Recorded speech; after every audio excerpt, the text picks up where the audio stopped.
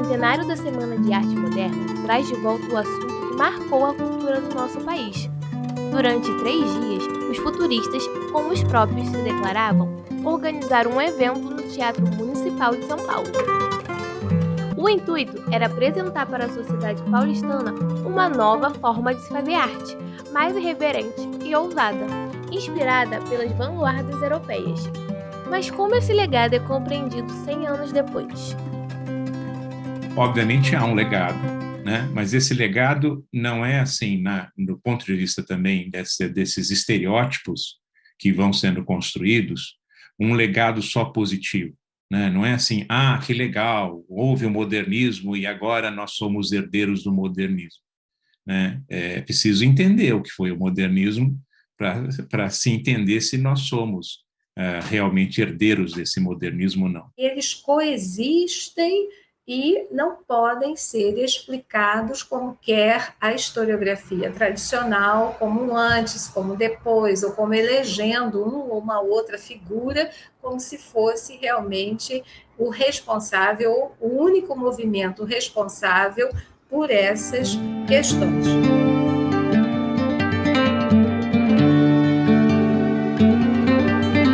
A Semana de 22 ficou conhecida por marcar o início do modernismo em nosso país, mesmo que na época o evento não tenha gerado tanto barulho, principalmente fora de São Paulo.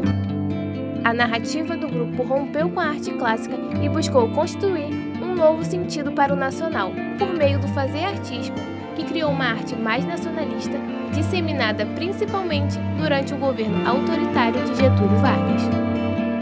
A história oficial do modernismo brasileiro, ele começa a ser construído a partir do Estado Novo, do governo do Getúlio Vargas. Começa a ser fundado o mito de ruptura. Havia uma arte do passado e essa arte foi suplantada por uma arte nova, por um grupo de modernistas que propôs uma única coisa, um único programa. E esse programa é positivo porque ele nos trouxe a arte brasileira no singular também. A arte brasileira, uma arte brasileira. A gente percebe que, sobretudo, a crônica literária capta essa tensão do período, capta essa coexistência de tendências, né? E essa fascinante mistura, digamos assim, que representa essa pluralidade de temas e de tendências estéticas e de tendências políticas. Entretanto, o nosso modernismo não se inicia após esse evento.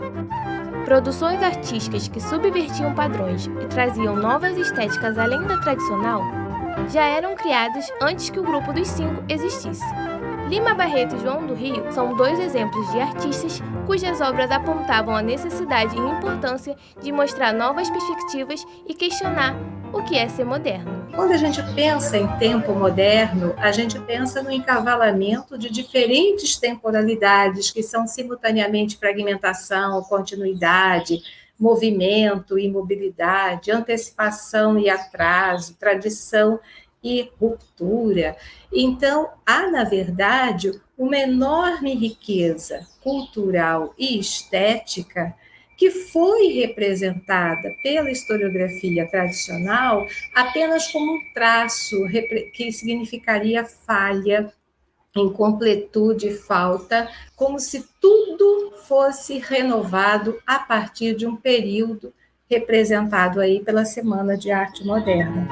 100 anos depois, ainda refletimos sobre o legado para a nossa produção cultural, mas atualmente os historiadores buscam ressignificar a importância do evento, desconstruindo o mito de que ele foi determinante para o início do modernismo brasileiro.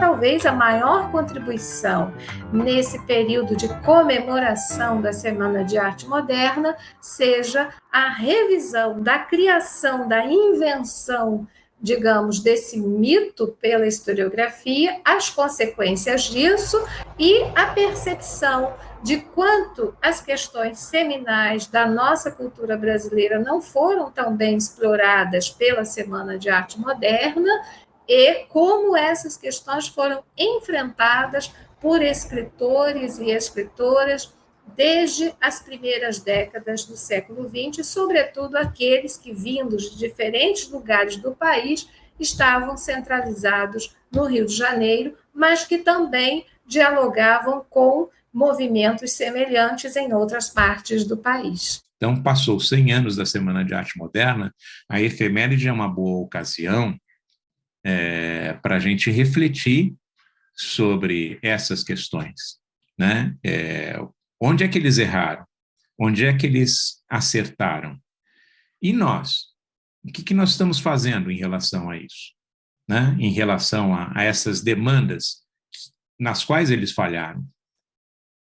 A gente melhorou nesses quesitos?